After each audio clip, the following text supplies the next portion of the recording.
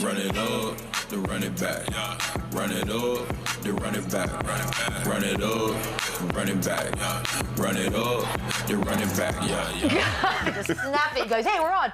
Good day, good afternoon, wherever it is you might be. Happy Thursday. This is Run It Back. Look I wore bright colors again. Chandler tried. Boogie's never going to do it. So, Boogie Cousins, Chandler Parsons, Michelle Beadle, and a surprise. Isiah Thomas is here. Hall of Fame. Hall of Fame. Oh, I like this. We got a whole vibe. Hey. What's up? How are you? I'm good. How you doing? Oh, we're fantastic. We are happy to have you here. You're also coming in on a fun trade news morning reaction. So I guess we're going to get right to it. We're going to get your opinion on all of this. So this is going to be good. If you didn't pay attention last night, there was a little bit of a trade happening mid-game, as a matter of fact. Trae Young, officially a Washington Wizard. CJ McCollum and Corey Kispert, friend of the show, heading down to Atlanta. I'm going to start. You know what? I'm going to start with Isiah because he is here. I want to know your reaction watching Trae sort of walk away from the bench. Kind of awkward moment, no? It's very awkward and, very, in my opinion, very unprofessional to trade a player like that during the middle of the game. It happens. But, I just think the Players Association right now, they need to get a better handle on how trades are made, how humane the treatment is for the player, and also for the teams. A lot of times the players are finding out via shams, or someone in the audience will know before they do. They have family.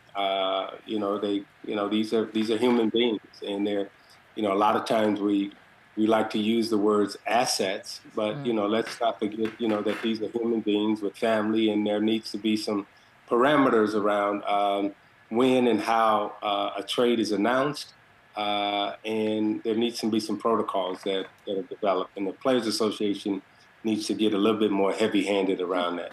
Yeah, I agree. I think there's got to be some level of balance and mutual respect between owners and front office and players, but I'd say when you look at this trade, are you shocked that there wasn't at least a couple picks, one pick at the value? Should the Hawks have done this a couple of years ago when his value was maybe higher? Like, why now for CJ and Corey? The player, in the organization, they wanted to part ways. And when it's known public like that they want to part ways, you and Boogie know that the trade value goes down. And also, if they'd have made this trade a couple of years ago, they definitely would have got more for it. But the way the Hawks are playing without Trae, they're a little taller.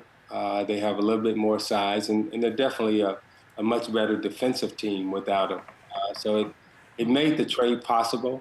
I think CJ brings a lot of veteran experiences to that Hawks team.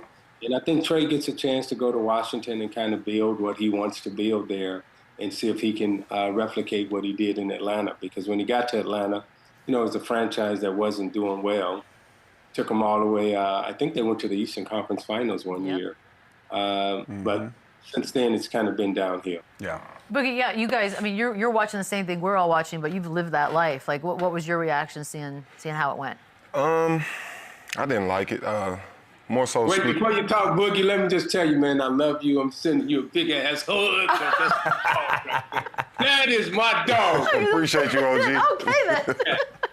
But I didn't like it. I'm piggybacking off of OG. It should be more of a mutual respect. He's done a lot for that organization with the 8 years that he was there. 4-time All-Star, took him to a conference finals.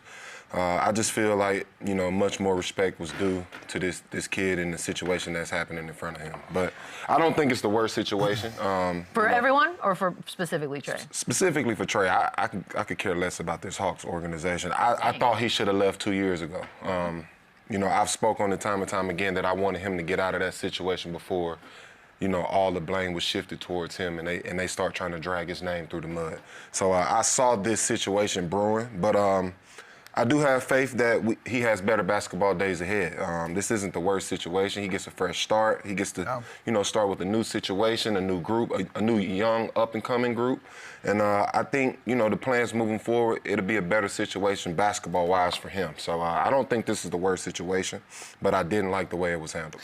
Yeah, and I always said that I think Trae Young is going to be best when he's a second or third option. That's not going to happen in Washington. So that's my only concern. It's kind of a lateral move for him. He's going to go there. He's going to put up big numbers. They do have some pieces. They do have an opportunity to get a really good pick this year and kind of that fresh start like you were just talking about where he can go there, be the face of the franchise. Atlanta moves on from him, now makes Jalen Johnson the franchise. They add a vet guy like CJ. Now there's talks, do they go after Anthony Davis? So I think it works for both. I do think Washington, though, not having to get up any picks at all for they won this trade. For a superstar. That felt weird, yeah? I can't not think that Washington won this trade. You cannot. No, they did. They didn't? No, they did win the trade. Oh, I was going to say, I was going to say, they wait, absolutely won Yeah, the trade. I like this for Washington. And now when you add Trae to that core and that group with the top 5 pick, and you can go and grab like an AJ, now they're on to something. Look, I know a lot was said yesterday, and obviously you want to put people in the best light, right? So you've got Trae Young out there being like, or Sham's reporting it anyways, that he wants to be in Washington and all that. Now there's a lot of money stuff that's going to come into play, whether or not he stays in Washington. Does he play this season? Do they sit him this season? Do they worry about their pick? Yeah. What are we thinking is about to happen in that? See, it sounds kind of backwards. I don't think he plays much this year, and Okay. I think they have to lose. If they're not top 8, they lose their pick. They could get a really good pick. This draft is pretty deep. When you look at Peterson and Boozer and AJ, they want the highest pick possible.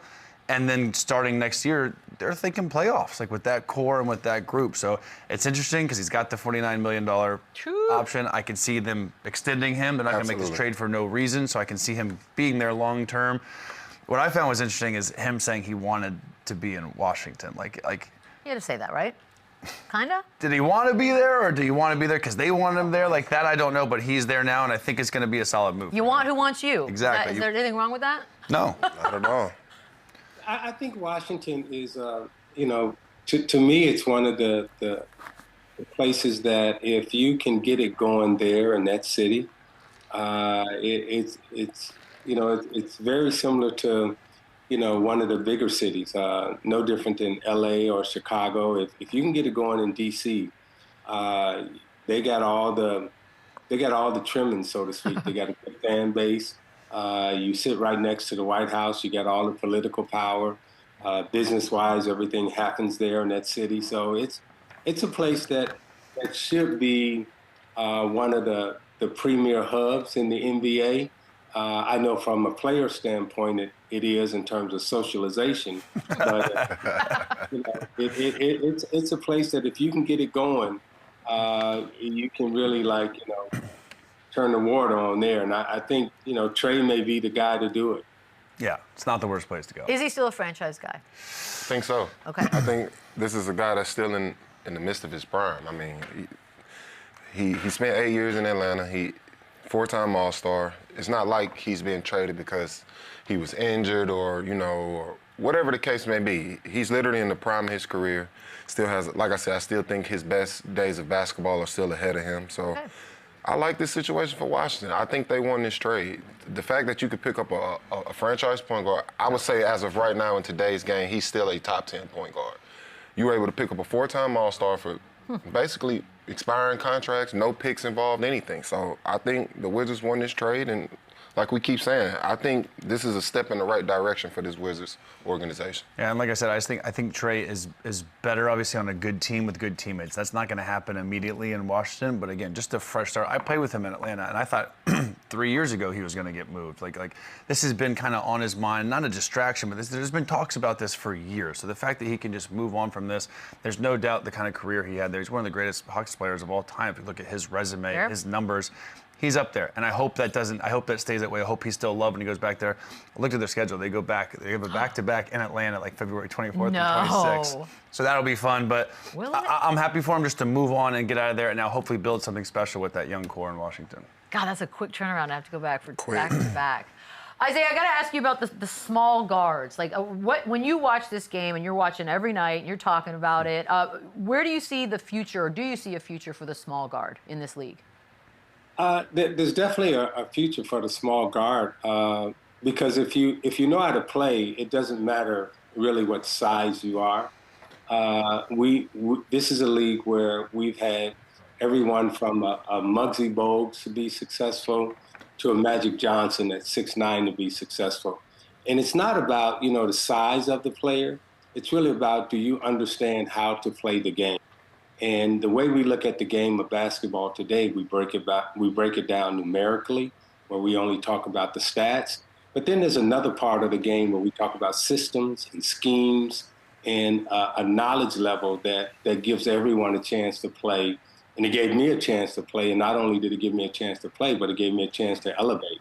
So I don't necessarily look at size. I look at, can you really play and do you understand the game? Now, the way the game is communicated to the fans, it's only communicated numerically. But there's language that comes with the game. There's schemes, there's systems, there's understanding of your teammates. The game has been simplified, for the fan to understand.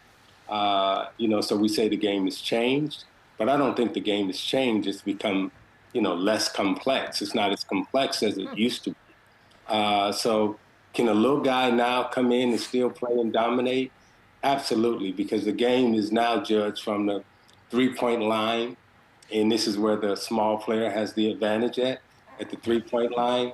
Hey, you sitting there talking to a guy that I really respect a lot, and Boogie Cousins, in terms of his career. And when he was able to, shoot the three ball as well as he was shooting it, they were telling the big man you had to play inside. And then when he was like inside, then the game changed. They said, no, we want our big people to play outside. And he's like, well, I can do that too. And so, the game, the simplification of the game, I think favors the smaller player. And I think it really hurts the center position. I think it really hurts the bigger guys right now. So with smaller guys, the way the schemes are ran and the way coaches coach, smaller people will always have the advantage because the three-point line is like, that's what everybody lives for now. Now, what about defensively on the other side? Hold on, we're not rushing through this. Two things. Isaiah, I got to tell you, when you're complimenting Boogie and turn to Boogie and he's just so stoic, I'm like, can you smile? The man's saying beautiful things. But number two. Also, Isaiah, I'm right here. Can you say something nice? Can you say something nice about me, Legends? You just so happen to be sitting next to Boogie. Just a bad beat for me. I do have favorites. Okay, that's fair. I understand. So do I we. understand. But we've been talking about it all week, Isaiah. Like, what about defensively? When you have a guy like Trae Young who's small, like Blake Griffin said, they're kind of getting phased out, or a Luka, is it the front office's job to add guys around them, or do they just have to play harder and give more effort on the defensive end? How does that work? Well, when you talk about smaller guys defending, right? You have some that can and you have some that can't, right? And I think the smaller guy will always have the advantage on the perimeter because he should be quicker than the bigger player. And the bigger player who has to put the ball on the ground, you're getting closer to where I'm at. So anytime you put it down there, I'm harassing you. Now, what has happened in the NBA is the smaller player has not been required, key word, he hasn't been required to defend the way he used to defend. Right. And if you look at a Davion Mitchell in Miami, and they're making him defend, but he likes to defend. So he's a terror out on the perimeter. You look at what's happening in Phoenix right now, that you got a coach who's requiring the perimeter players to get up and defend. And, when smaller players, because we should be more quicker and more agile out on the perimeter, it gives us an advantage. Now, when a guy like Kevin Durant is out on the perimeter and he can shoot as well as he can, you have a problem when he goes up to shoot. But when he's got that ball on the floor, the little guy got an advantage, and that's why Kevin has to always, push that guy away, get him out of the way so he can jump up and shoot it over. Got it. Boogie, there are other trade rumors. Now that we've gotten one actually in the books, we can start concentrating more on the rumors again. Chris Haynes reporting yesterday that the Mavericks do intend to trade Anthony Davis by the deadline. I start with you, Boogie. Is there a fit? Is there somewhere you'd like to see him go that would be best? I think it's a few spots that could use, Anthony Davis. I feel like every team in the East should be, blowing up the Mavericks to try to make this move happen. Because any team in the East, if you're able to acquire a talent like Anthony Davis, I think it takes your team to that next level, and it also gives you a chance to actually compete in the East. So I would say every team in the East should be on that phone line, but. I would love to see AD in a Warriors type situation. Okay. I think AD going to the Warriors along with the talent of Steph Curry, Jimmy Butler, Draymond Green. I think that's a group that could make some noise. And obviously, it's not as much pressure on AD defensively because you have a Draymond Green beside you. You also have a Jimmy Butler. So what are you giving up though if you're bringing? Well, there's a guy that's not playing right now. Well, but okay. I mean, obviously you can start with Kuminga. That goes into the next thing. Yeah. There are also reports saying that the Warriors may not actually move Kuminga. So all of this conversation. Well, that would goes be together. foolish. It's been foolish, but that doesn't change anything. Like, yeah, if you get AD to the Warriors, do you love that? I love it. I mean, listen, Anthony Davis, when he's healthy, he's on the floor. He is elite, big, and he's. I think all 29 other teams would love to have him. Now, talking to some people yesterday, I don't think there's a deal that makes sense right now for him, and the Mavs aren't just going to dump him. At the end of the day, he is Anthony Davis. Reports to Atlanta now that they've moved on from Trae Young. That could be a potential spot, but the Mavs are going to expect something. Pretty big for a guy like Anthony they're very Davis. sensitive right now. Exactly, and so they're not just going to go and make an outrageous move again. So I think he stays in Dallas. Sure about that? I mean, I hope. You got to hope that that's the case. There are a lot of teams out there. This part of the year gets kind of interesting, Isiah, and I do get sort of in the weeds about it. But for you? I mean, we're hearing Golden State up here from these guys. Reports of all kinds of Atlanta teams for AD. Do you have a preference, like where you'd like to see him end up? I think there are, 4 teams in the East that if they make a trade for AD, I think they become the favorite. And one of them I'm going to throw out here is, probably not being talked about as much. But if Boston makes a trade for AD, the way Boston is playing right now, and Jaylen Brown, and, they're second in the East. I mean, Boston right now has a chance to elevate to that, championship level again if they were to pull off a trade. I look at Atlanta. If Atlanta was to get AD, they would also be a team. And then there's Detroit and New York. I mean, either one of those teams, I don't know if Detroit wants to mess around with their 2 bigs because their 2 bigs are exceptional right now. But, if New York pulls a trade for AD, I mean, he swings the balance very similar to when Rasheed Wallace was traded from Atlanta several years ago, and he came to Detroit, and all of a sudden, Detroit takes off. I thought Rasheed, wherever he went in the East at that point in time, that team was going to elevate to the championship level. And I think that's the same with Davis. Any team that he comes to in the East right now, I think he puts them in a position to win the championship. I'm not so sure about the West. I think there's a heavier road to climb in the West, only because you got the Joker over there, and you still got OKC as a juggernaut. But in the East, he's a difference maker. I got to get your take on this Kuminga thing, because you've seen this league from all angles. When you watch this, the fact that for now a few seasons we've been talking about how he doesn't get to play and there's some sort of an issue there between perhaps he and Steve Kerr. Like, what do you make of that? Well, clearly there's an issue between him and Steve Kerr. Rough. I mean, because from a playing standpoint, it's kind of universally accepted that he can play. Now, here's what we don't know, right? We don't know if he can play because Steve Kerr hasn't really played him in years.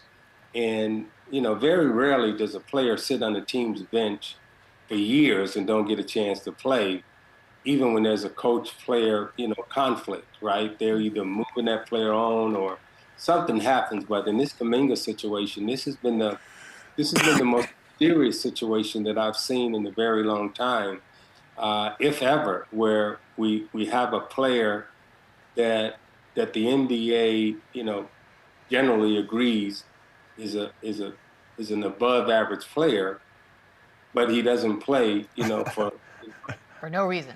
I don't mean think about it. You're right. But we talk about for years, right? And then they give him, money on top of it. 2 years, $49 million to not play. Yeah, so it's a very strange situation. And I give Kuminga a lot of credit for, not blowing up. And he must have some good vets around him and some good people in his family, because I know if it was me or any other NBA player, by now we Latrell Sprewell, we choking the cup. Yeah, that's what's I mean, they're saying something. fascinating to me is he can play. Something getting ready to happen. He can play. The whole league knows he played. When he played in those stretches last year and gave him the opportunity, he played exceptional. Sure. They pay him. That's the part. $20 million. I mean, 2 years, $49 million more. Like you're just trapping him in the basement. And now they're just devaluing him by not playing. I understand he's maybe not a fit for Kerr's offense or that system, and he forgets plays or whatever the reason is for the beef. But like, it doesn't make sense that they're not winning without him, yet they're not playing their only real trade asset. I need to know, how do we not know more about this? Like, what is going on? What happened? It's weird. And they're protecting. We got insiders everywhere. I think it's a situation where it's more so protecting the coach, protecting that brand, because obviously they're not protecting Kuminga. Like, I think it's pretty obvious.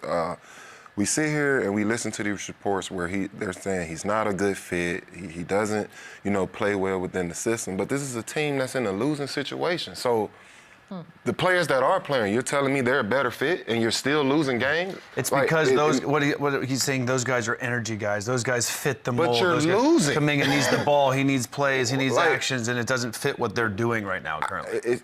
What, losing? Yeah, that's what I'm with. That's what it would make total sense if the lineups he were going out there with were actually winning games. Yeah. Then you could put Kuminga to the side and be like, yeah, this doesn't make sense. Yeah. We're better without you. And that would totally make sense. You're losing games and also sacrificing your biggest trade asset. None of it makes sense. None of it makes sense. Frustrating to watch. And Boogie, I think that, and this has been going on for years, right? Absolutely. And that's why I think we have to give Kuminga a lot of credit, because they've been in a situation where he's not playing, but yet the team hasn't fully excelled, right? And he's not a part of it. So I mean, that's gotta mess with your mind. And Absolutely. And for him to come out, if he comes out of this situation, and Chandler, you and Boogie know, I mean, you're only as good as your confidence is, right? If you're confident as a player, then that takes you to another level. And I don't know where his confidence level is at. It's got to be a lot lower than it was before. Yeah. Because you getting DMPs on a team that's below 500 some nights. I have one really quick question sort of about this, because I'm the team aspect of it all, right? Like, so you're a Golden State Warrior. You're somebody on this team. You're obviously very aware of this awkwardness that is the Jonathan Kuminga situation. But you're also aware that there's a spot there that could have been filled or could be filled with someone else. Aren't you? I know you kind of got to keep it in-house and you don't want to air your dirty laundry, but like, aren't you angry? Aren't you kind of resentful? Yeah, but not about at this? him. And like, not at him. At the organization. Like, what are we doing? I'm Steph. I'm angry. But like Isiah said, though, he's been so classy about it and not made it a distraction. Most guys would. Most guys would be throwing a fit. Most guys would be causing a distraction. Social media, at least. He has not. He has been, a true professional during this whole process. But if you're Steph, aren't you just like, why are we doing this? More so if I'm Mike Dunleavy and I'm the GM and I pay this guy $25 million, like I'd like to see him play at least to raise his value and to move on. I think Beadle's hitting on the right question. With the leadership in the team, we know is Draymond. Now I mean Draymond, Steph, and Jimmy, right? And this is Chandler, and you know this, and Boogie, you know this. Every team we've been on, grade school, high school, college, NBA, if a guy can hoop, we saying to the coach, hey, man, you got to put this guy in. Play him, yeah. I don't know. We all on the bench, and we saying, hey, put such and such in the game. The fact that those guys aren't saying that, that's when you wonder, okay, well, maybe the guy can't play. Maybe we've been led to believe that he can play, but if your teammates aren't saying, "Hey man, he got it, coach, what you doing?" I know myself. There's a lot of times I came to bench. I was like, "Hey man, you got to put Rodman in right now. Hey, Chuck, you got to put Sally in. we need some help out here. And I'm sure you two have done the same thing. So, you know, Beadle's hitting on the right thing, on the right question here. I want to piggyback off of that. Okay. Like Steph hasn't gone to his office one time, but Like have they? I don't know. He's probably playing this My guy. thing is, one, maybe that has happened. We don't know. Between me and you, OG, it's been situations to where franchise Now, wait, players. there's a whole lot of people listening right now. I know. But Again, I'm right here, Boogie. But you understand where I'm coming from as far as when there's certain franchise guys that want, you know, certain guys on their team or in the lineup and they're vocal about it. We've had this situation in between us before as far as a certain situation you were with before. And those wishes don't get granted. How do we just overlook that? Why is it, you know, those things aren't taken into consideration? Well, I think when the best player, and I can only speak for myself, right? When you have power, right? You have to use your power to help your teammates. You have to use your power to help, you know, the team get better. And this is the question that I think, you know, Beadle and all of us are asking right now is, okay, do the players think that he can help them win? Because right now the coach is saying, this guy can't help us, right? Now, the players are probably all aligned with it, and if they're not aligned with it, then they need to be vocal in support of their players. And, you know, I'm a past president of the Players Association, so I'm always for the players, right? I'm always sticking up for the player. And if the player is right and the coach is wrong, I'm calling it out. I'm not one to sit there and just be silent. And you know, Chandler, when you say, you know, we giving Kuminga credit for being classy and professional, has being classy and professional hurt his basketball career? Maybe, yeah.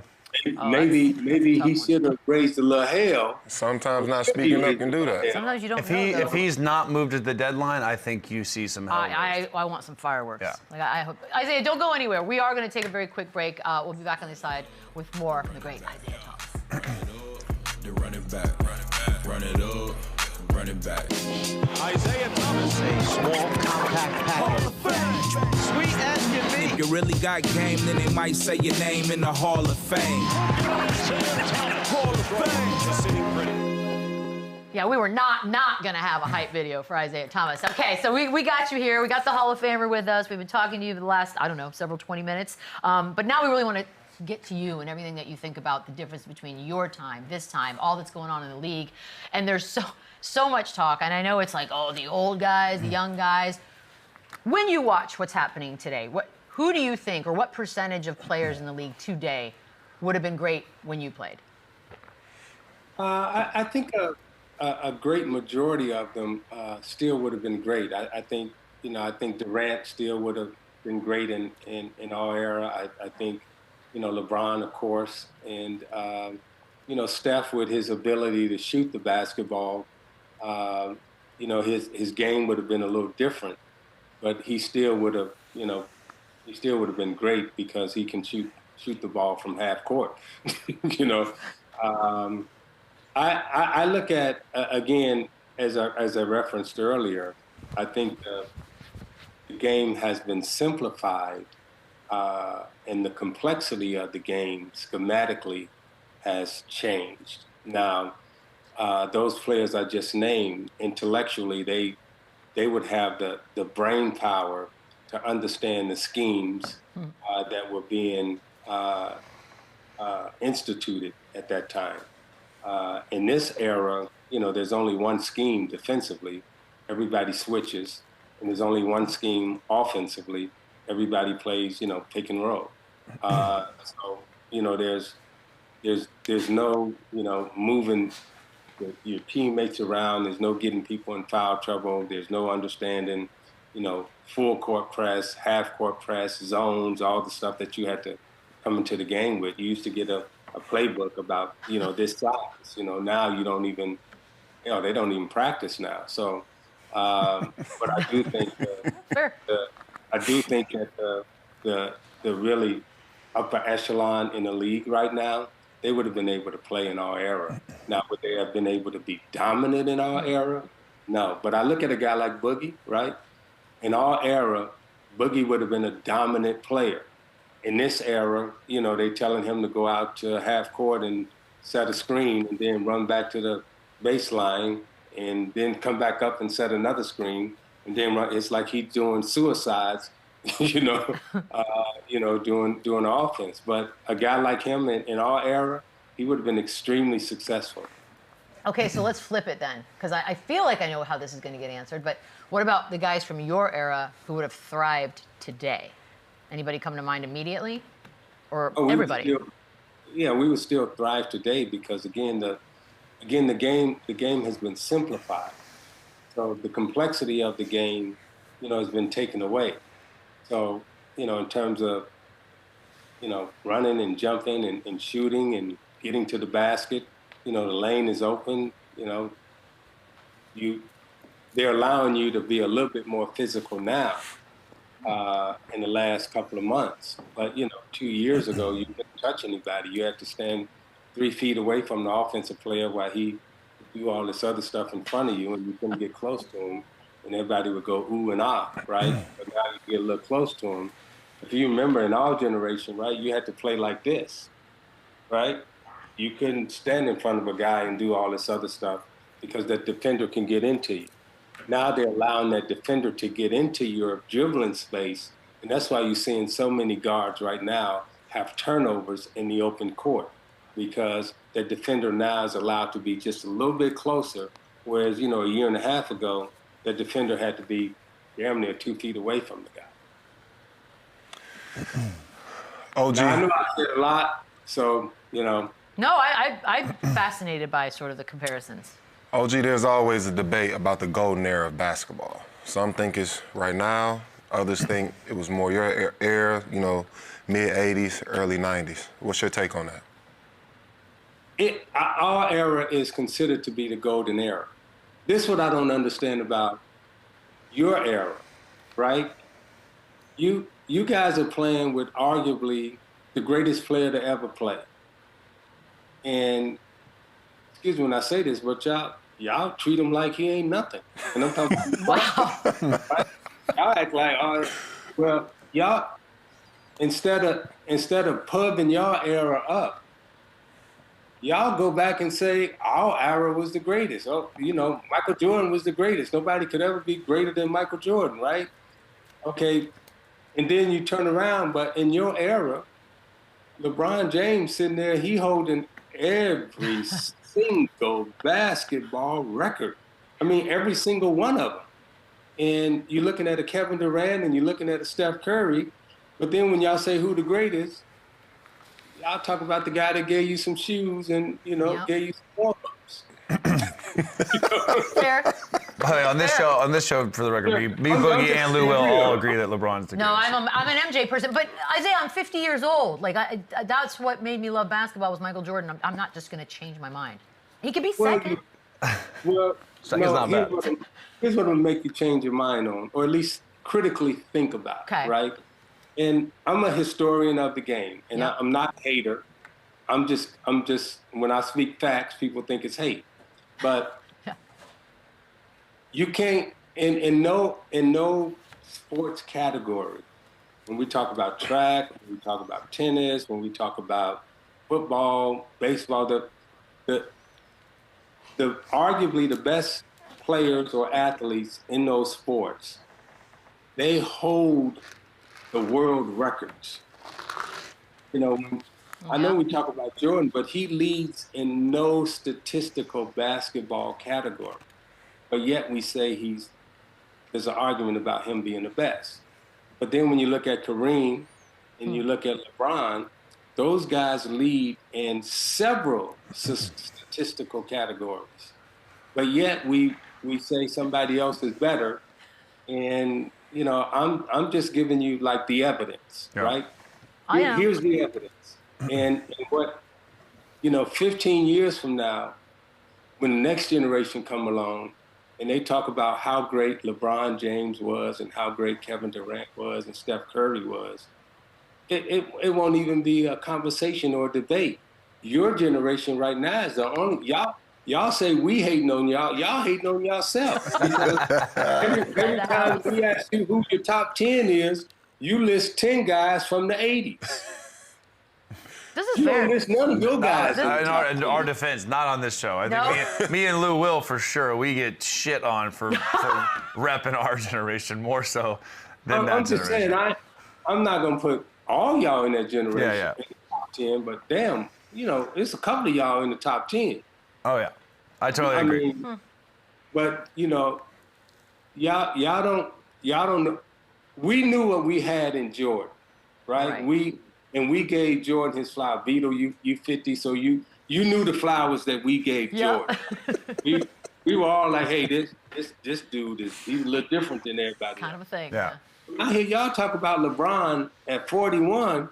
Your generation act like, man. I think we're spoiled too. Aren't we like a weird time where we're just spoiled and we get bored fast and we move on to the next? Like it's a weird humanity moment that's really hard to have. We need to bring Isiah back too because I need to do like a ranking of NBA players with him because this is like awesome. 20 more of these, okay? But I'm not buying the boring stuff, because I still get excited.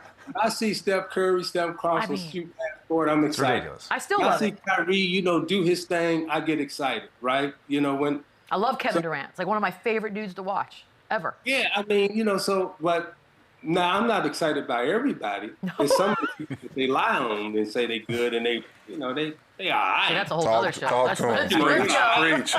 Yeah. I know who it is. But there's some that really get me excited, But I'm just saying, Beadle, the basketball that we've been watching here and the things that some of these guys have been doing, the self-hate that they have on themselves, to me, that's problematic because they self-hate on each other and then they blame it on us. They blame it on the next generation, but y'all not giving yourself no credit. Yeah, that makes sense. I'm giving you more credit than anybody in your generation. In fairness, Boogie gives himself a lot of credit. Yeah. Like it's every morning. You don't stand up for yourself, who gonna do it? On the real though, he deserves more credit, right? What he was doing out there in Sacramento, what he and namesake Isiah had going on in Sacramento with Coach Mike Malone, right? Had they left that alone, who knows where they would be? But they was talking about, he this kind of guy, he get mad. The problem with Boogie is he real, and you work with him every day. Yep. He come in, you ain't no fake. Yeah. And in the NBA, they like to see a lot of fake, right? They want a lot of, you gotta act politically correct. Yes. All friendly. of that stuff, and in my opinion, he got totally just screwed over by the NBA, media machine. The politics of it all. Politics. Yeah. But basketball-wise, if Boogie would have been in our era, You're too young, Boogie. Isiah, I want to stick. put Boogie in the 80s. Yeah. I want to good stick board with basket. kind of the different eras and the physicality of it because Joe Mazzulla, he's given us some absolute zingers over the years. And he mentioned that, some players co-sign this as well, that you should be allowed to have some level of fighting, like hockey does, with an additional element of physicality and entertainment. First of all, that probably would never happen, but would you be on board for that? First of all. Hey, I like to fight. Like, yes. I don't fight as good as I used to, but I ain't had no fights. But by the way, I would say this to you. It's not about fighting. It's about competing and having that energy, that intensity to go out there and really challenge, right? That's what's missing from our game. And sometimes it does spill over, and anger sometimes does spill over to some fisticuffs, right?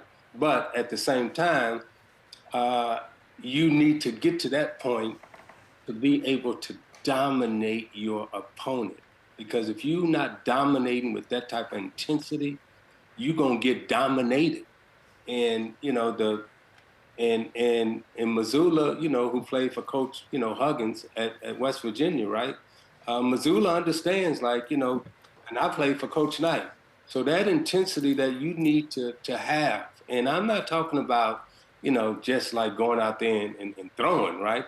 I'm talking about the intensity where you can concentrate, that you can bring a visceral energy, but also be able to critically think through the game where you don't spill out into, fighting, right?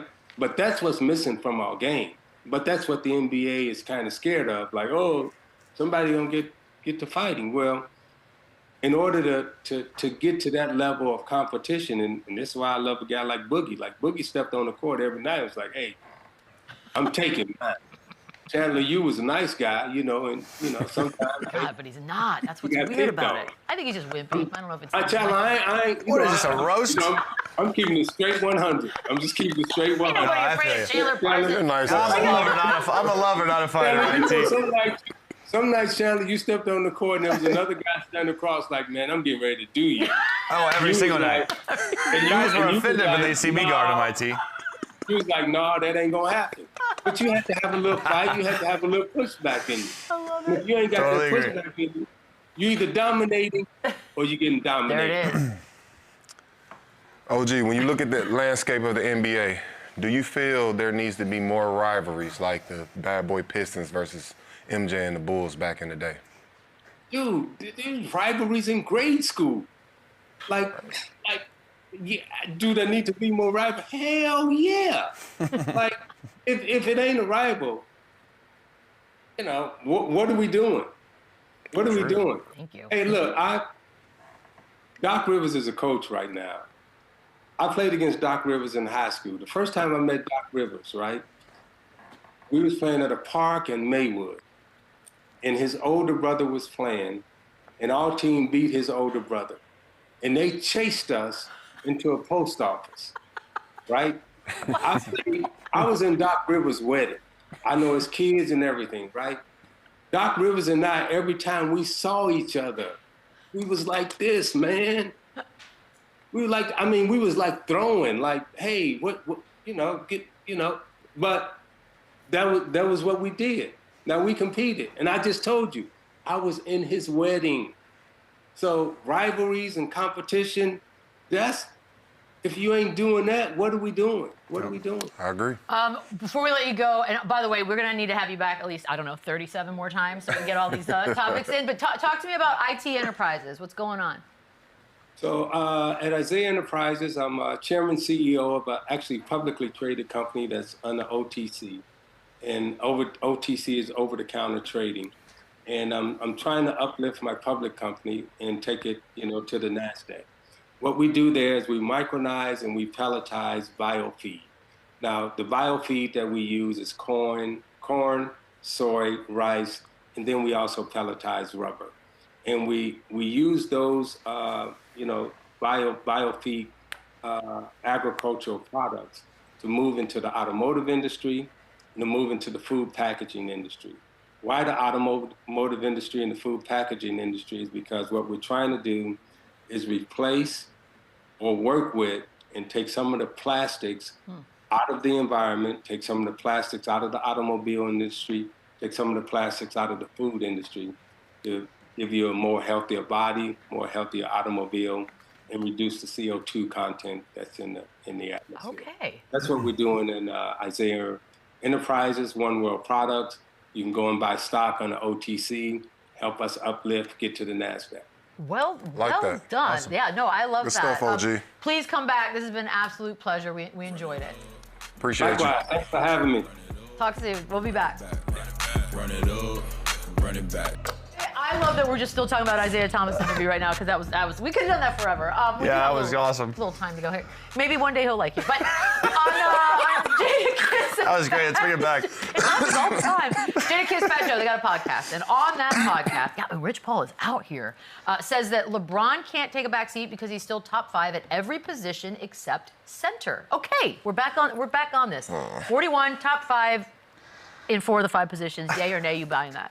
I don't want to do this because it's just going to make a headline. It's going to say that we're hating on LeBron James, but like, no, and he shouldn't be. Like, he's 41 years old. He can still be very good. He can still be productive.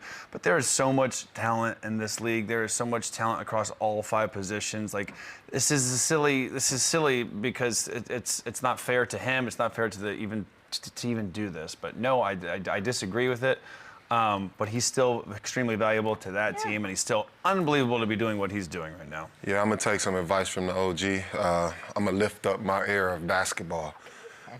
LeBron is great. He's going to continue to be great until he decides to hang up the sneakers. As far as any ranking and position, it doesn't really matter because it's LeBron James. He'll end his career as a great. He's great in the moment. He's been great before this. He'll continue to be great. No. That's it. That's it. I also, God, I know I make fun of it, but top 5, top 2.